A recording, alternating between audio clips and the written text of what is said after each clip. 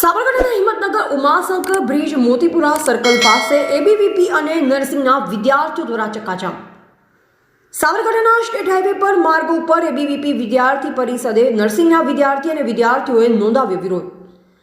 SC/STના વિદ્યાર્થીઓને સ્કોલરશીપ બંધ કરાતા વિરોધ। એબીવીપી વિદ્યાર્થી પરિષદે હિંમતનગર બાયપાસ રોડ પર ચક્કાજામ કરી કર્યા દેખાવ। સૂત્રોચ્ચાર સાથે વિદ્યાર્થી તેમજ વિદ્યાર્થીનીઓએ નોંધાવ્યો વિરોધ। વિદ્યાર્થીઓની સ્કોલરશીપ બંધ કરાતા સરકાર સામે વિદ્યાર્થીઓમાં ભારે રોષ।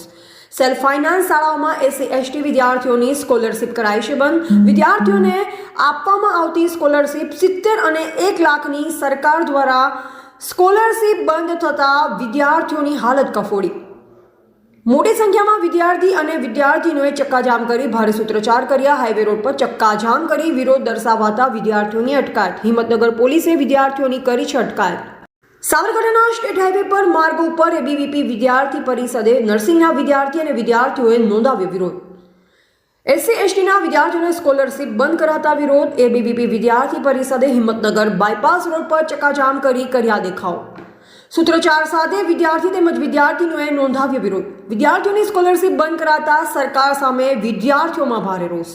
સેલ્ફ ફાઇનાન્સ શાળાઓમાં SC/ST વિદ્યાર્થીઓની સ્કોલરશીપ કરાઈ છે બંધ। વિદ્યાર્થીઓને આપવામાં આવતી સ્કોલરશીપ 70 અને 1 લાખની સરકાર દ્વારા સ્કોલરશીપ બંધ થતા વિદ્યાર્થીઓની હાલત કફોડી।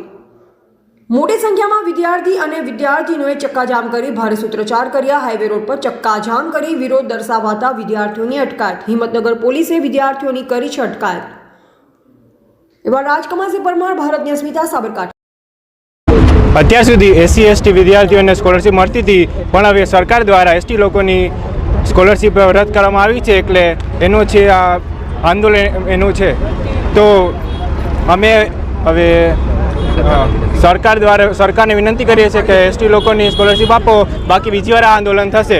અને હવે તો ઊભા નહીં જ થઈએ તો પોલીસ લઈ જાય કે ગમે તે લઈ જાય। કેટલી સ્કોલરશીપ મળતી છે? કેટલા? 1,20,000 80%।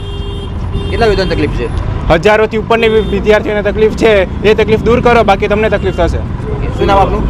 મારું શૌર્ય ઓજાત। સ્કોલરશીપ બંધ કરી હતી તો એમને પહેલાં કહેવું પડે કે સ્કોલરશીપ બંધ કરવાની છે એમ। આજે કેટલા વિદ્યાર્થીઓને તકલીફ પડે છે સ્કોલરશીપ ભરવાની। 1,30,000 સ્કોલરશીપ છે તો અમારે પૂરેપૂરી ભરવાની।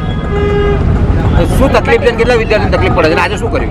આજે તો અમે રોડ જામ કર્યો છે, પણ પહેલી વખતે અમે ગાંધીનગર ગયા હતા તો એ કોઈ રિઝલ્ટ આવ્યું નહીં કે સ્કોલરશીપ તમને મળે એમ। શું માંગ છે તમારી? કે અમારે સ્કોલરશીપ આપો, એટલી જ માંગ છે। શું નામ આપનું? નામ શું આપનું? બરંડા નેહા। 28/10/2024ના રોજ આદિજાતિ વિભાગ દ્વારા ST તથા SCના વિદ્યાર્થીઓની મેનેજમેન્ટ કોટાની સ્કોલરશીપ બંધ કરવામાં આવી છે। એને લઈને વિદ્યાર્થી પરિષદ દ્વારા 7/12/2024ના રોજ એક આવેદનપત્ર કલેક્ટર સાહેબશ્રીને આપવામાં આવ્યો હતો, પણ તે છતાં પણ કોઈ નિરાકરણ હજી સુધી આવ્યું નથી। ત્યારબાદ એક ગાંધીનગર ખાતે બિરસા મુંડા ભવનમાં એક આંદોલન પણ કરવાનું આવ્યું હતું, જેમાં 2000થી પણ વધુ સંખ્યા હતી, તો પણ એસીમાં બેઠેલા અધિકારીઓએ કોઈ વાત અમારી સાંભળી નથી। આ જેટલા બી વિદ્યાર્થીઓ ભેગા થયા છીએ એ બધા મેનેજમેન્ટ કોટાના SC/STના સમાજના વિદ્યાર્થીઓ છે, જે સ્કોલરશીપની માંગ કરી રહ્યા છીએ।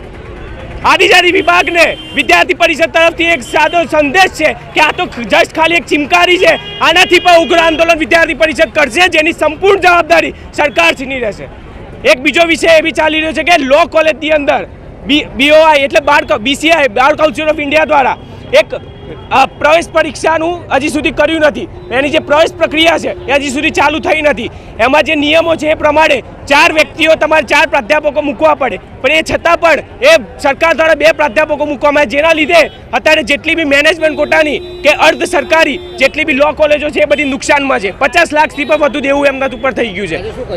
આજે આ વિરોધ પ્રદર્શન કર્યો છે અને ચક્કાજામ કરેલા છે, જેથી સરકારને ધ્યાનમાં આવે અને જે ઓફિસમાં બેઠેલા, જે એસીમાં બેઠેલા જે અધિકારીઓ છે એમના ધ્યાનમાં આવે કે SC અને ST સમાજના જેટલા પણ વિદ્યાર્થીઓ છે એમના આ વર્ષ પૂરતી જે પરિપત્ર કરીને રદ કરવામાં આવ્યું છે એ આ વખતે ચાલુ કરવામાં આવે, અને નહીં કરવામાં આવે તો આ તો ખાલી એક ટ્રેલર હતું। આનાથી પણ ઉગ્ર આંદોલન વિદ્યાર્થી પરિષદ ગુજરાતના હેઠળ કરશે, જેની સંપૂર્ણ જવાબદારી સરકારશ્રીની રહેશે।